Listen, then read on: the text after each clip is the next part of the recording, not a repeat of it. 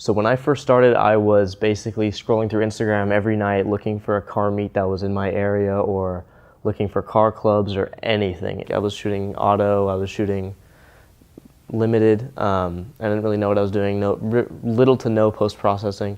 Right when my car photography sort of started turning, right at the tipping point of where it went from unprofessional to professional, before I actually got a professional title, it was, he told me that I shoot cars like I want to shoot cars, not how car owners want to see their cars.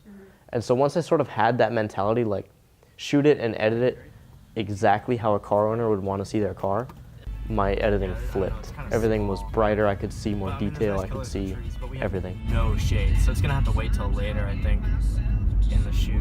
Actually, how did you get into cars? That started a pretty long time ago. When I was maybe 12, my mom started dating this guy named Alex, and he had oh man, I shouldn't have to blank on this name because it's a car I idolize and I actually want to own again one day. It's a Acura NSX, which for car people, that's like a holy grail. For non-car people, it's just another Honda.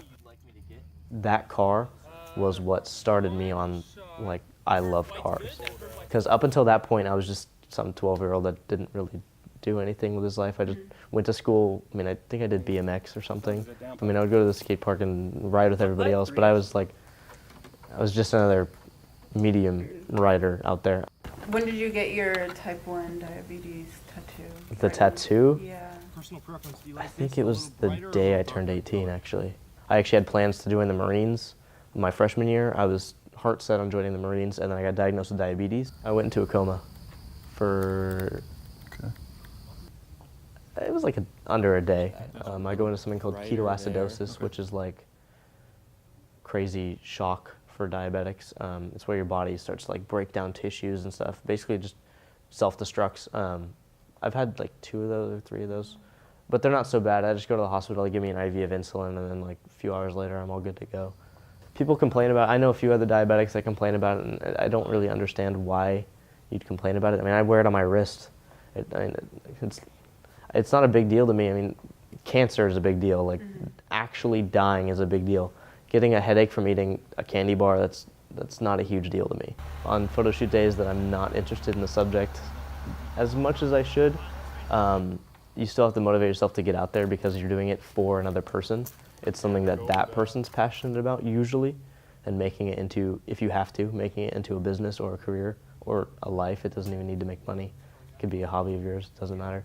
As long as you're doing it, honestly, just find something and stick with it. Because I've had more than, I've had so many days I can't even count where I was like, well, I'm done. And I just feel like I just want to throw my camera out the window, just no more, whatever. But those are the days where if you decide that, like, just stick with it, just wake up tomorrow, shoot again, make it better, whatever. The second day, the day after you want to give up, it makes everything better. I mean, I've had days, like on a Monday, I decide I'm done. On a Tuesday, I have the best photo shoot of my life. Like, it's just,